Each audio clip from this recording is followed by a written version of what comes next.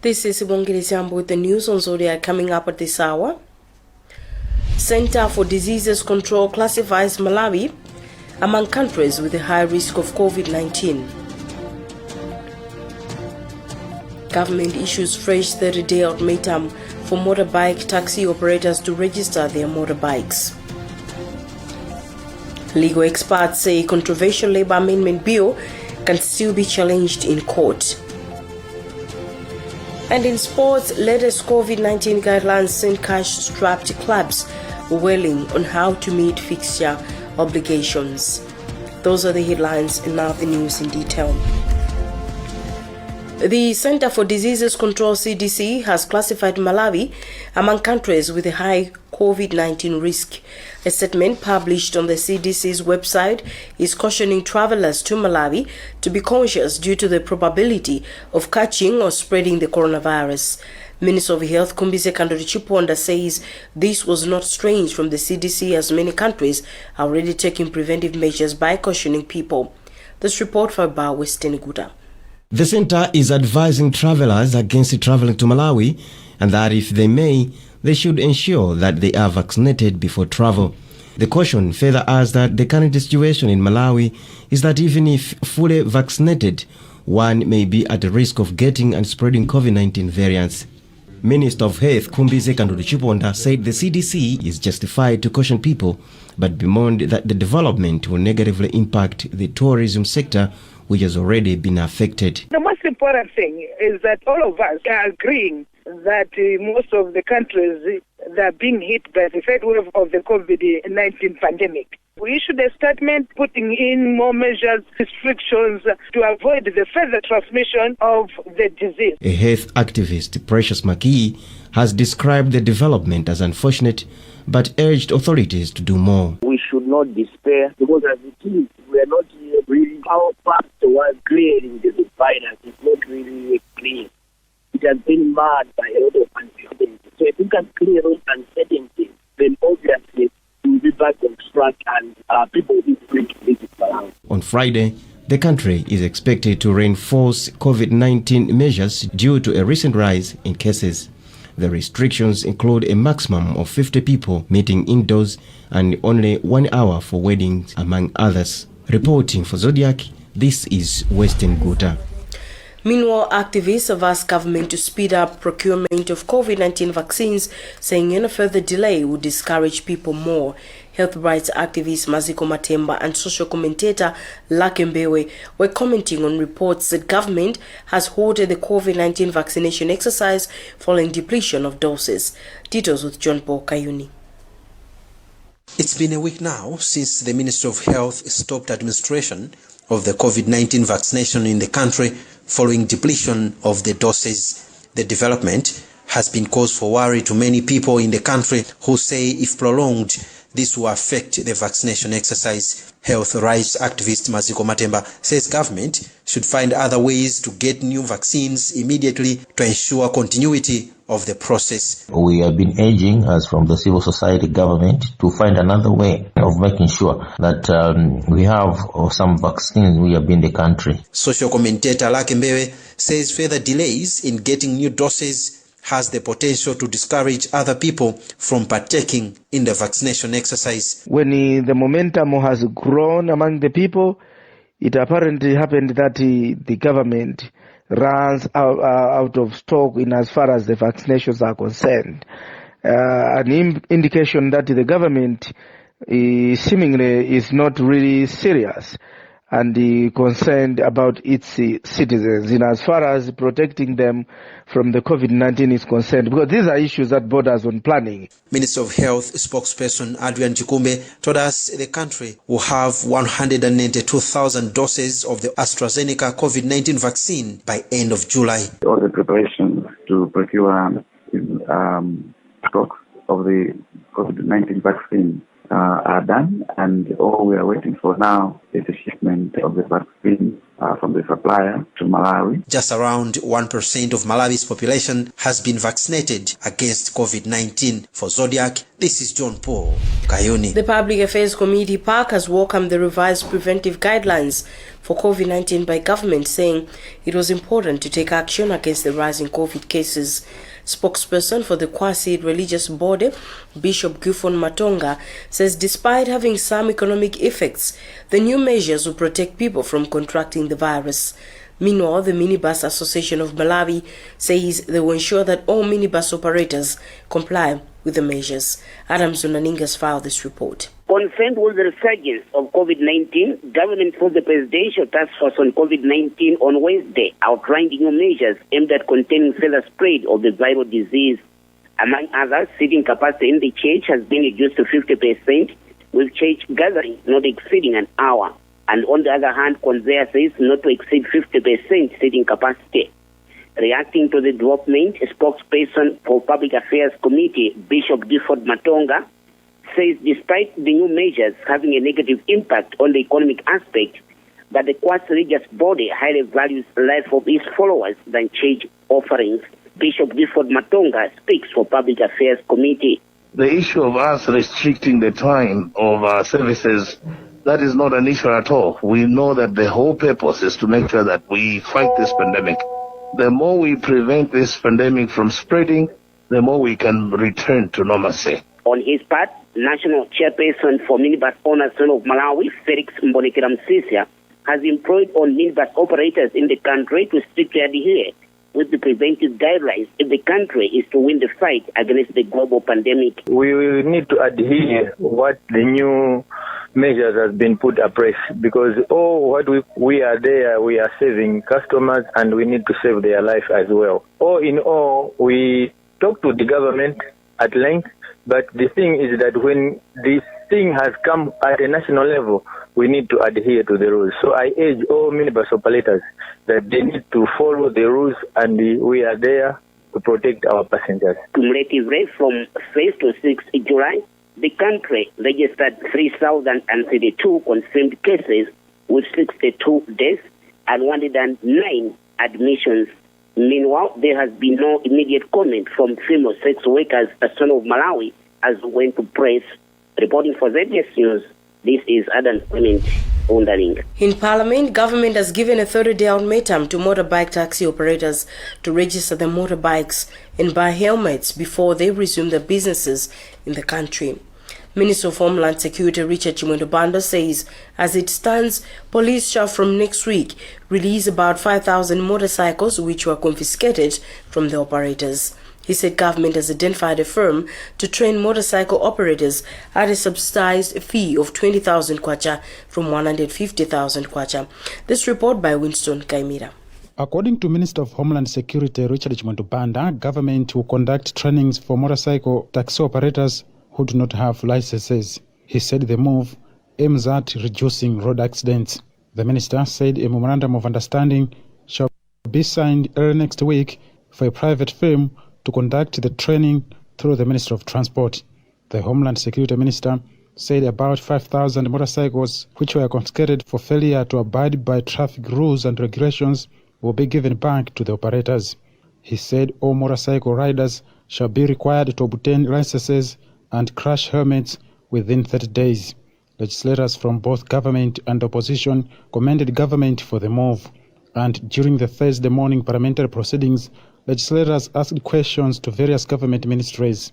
During the question and answer session, Minister of Agriculture Lobin Lowe disclosed that the management of deep tanks in livestock production is now decentralized to local councils to ensure farmers have easy access to necessary support. Other questions went to Ministries of Health, Gender and Natural Resources. This is Winston Kaimira reporting for Zodiak. Livingstone Synod of the CCP Church has announced plans to establish a fisheries college at Bandawi in Katabe in honor of departed former Zambia President Kenneth Kaunda. General Secretary for the Synod, Reverend William Tembo, says Kaunda's father, David Julisium Kaunda, came from the district. Steve Zimba reports. CCP Synod of Livingstonia General Secretary Reverend William Tembo has asked the church leadership to expedite the process of establishing College of Fisheries at Bandawe Old Mission in Nkata Bay to be under the Livingstonia University. The institution will be named after Reverend David Jurizia Kaunda, father to former president of Zambia Kenneth Kaunda, who came from Nkata Bay. The institution that we want to put at Old Bandawe, it's an institution that will save the Malawians in honor of the son of Malawi who came back home and reminded us in 2007 to say the wish of my father and the family is that we need to have a memorial, a college of the University of Livingstonia here at Old Bandawe. So that's what we are doing. CCAP Synod of Livingstonia ordained Reverend David Jurizia Kaunda as its minister in 1930 at Bandawe Old Mission in the district. Mzuzu University-based historian Crispin Mpande said in an interview that if the learning institution is established without following what Reverend Kaunda believed and promoted while serving the church, it may lose value before achieving its goal. Now, you see that what was the philosophy behind that time? What was the issues they were trying to tease out? Now, when coming up with a center, it must be able to grow and expand and be a preserve of that old tradition, which must be seen as a torch to the future generation. Former President Kenneth Kaunda, who had strong Malawian roots, was born on 28th April 1924 and he died at a military hospital in Zambia on 17th June 2021. For Zodiak in Mzuzu, this is Steve Zimbabwe reporting. You're watching news on Zodiak. We'll be right back. Stand by.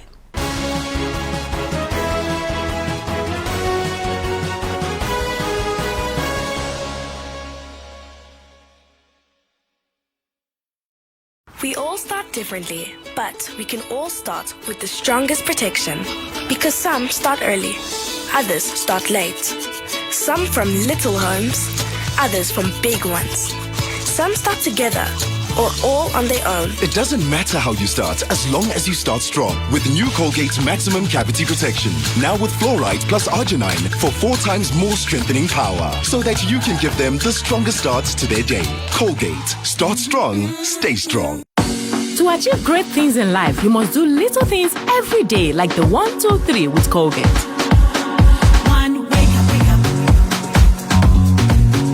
2, brush up. 3, smile through your day with a fresh breath and strong tea. Smile through your day with a fresh breath and strong tea. Do the 1, 2, 3 with Colgate and give yourself a future to smell about.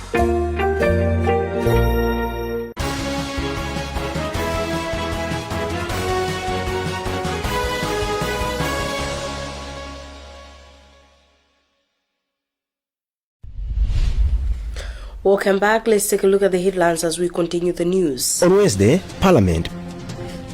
Center for Disease Control classifies Malawi among countries with a high risk of COVID-19.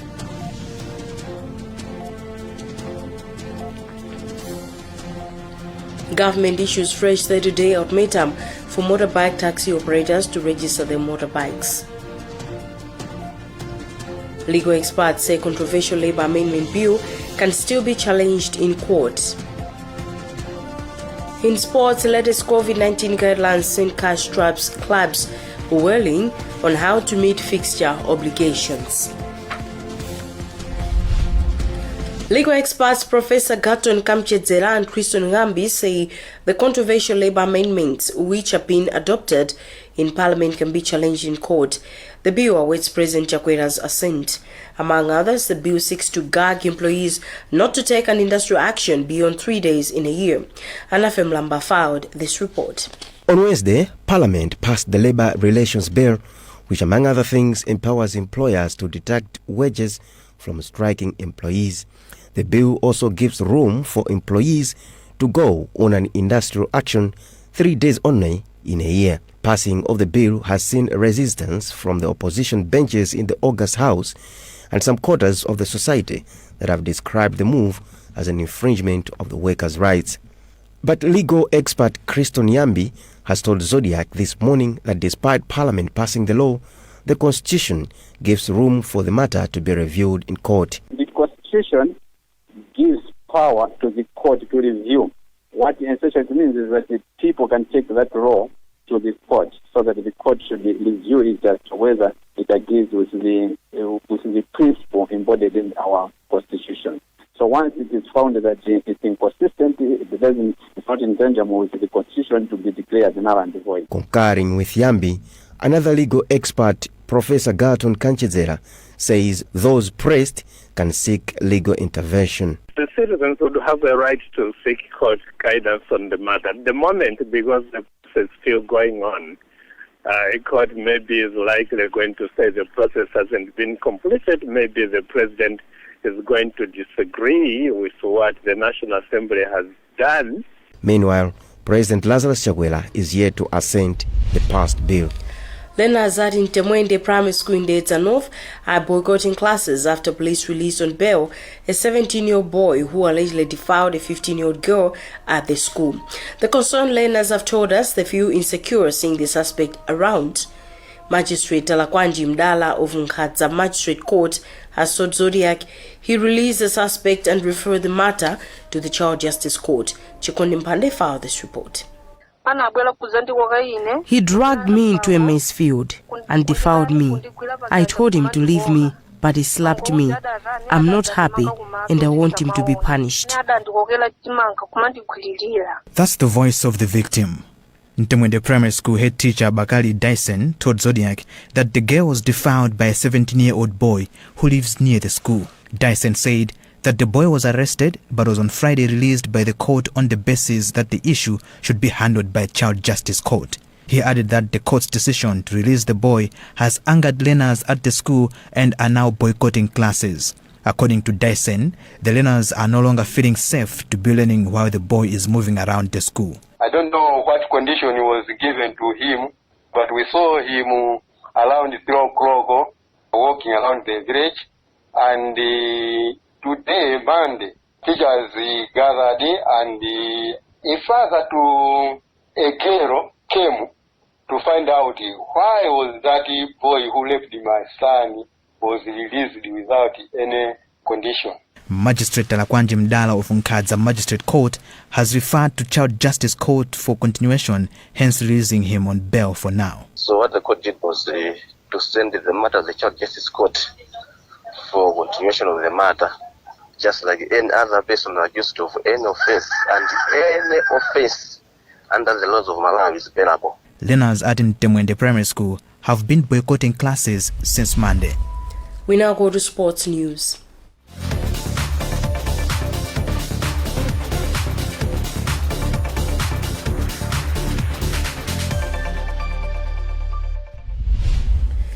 The newly announced COVID-19 guidelines have seen cash-strapped football clubs wailing on how to meet fixture obligations in the remainder of the season. Actually, some Super League teams fear they will not finish the season.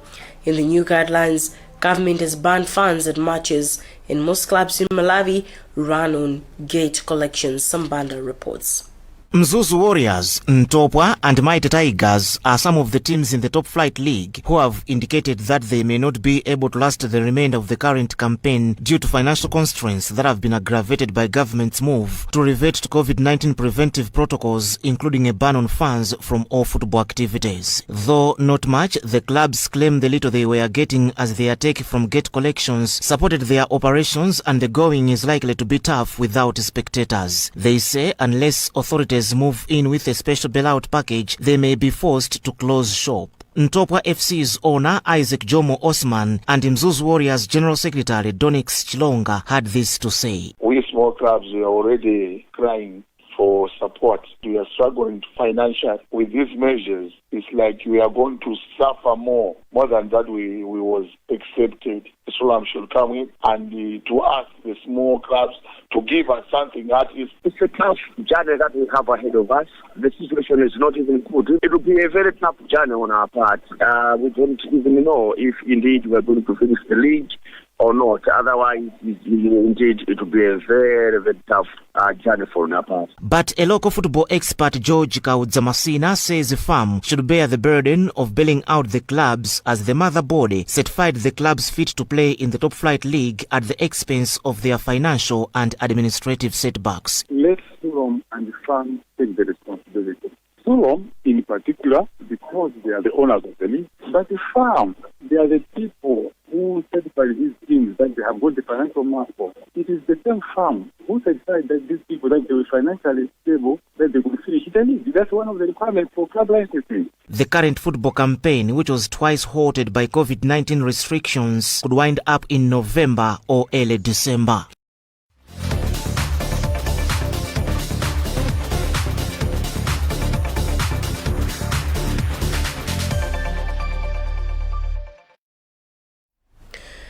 That's all we had time for in this edition of news, and before we go, a look at the headlines. Center for Disease Control classifies Malawi among countries with a high risk of COVID-19. Government issues fresh 30-day ultimatum for motorbike taxi operators to register the motorbikes. Legal experts say controversial labor amendment bill can still be challenged in court. And in sports, the latest COVID-19 guidelines send cash-strapped clubs whirling on how to meet fixture obligations. Visit our website zodiakmalawi.com for more news. This is Sibongile Ziambo. Thank you for watching. Goodbye.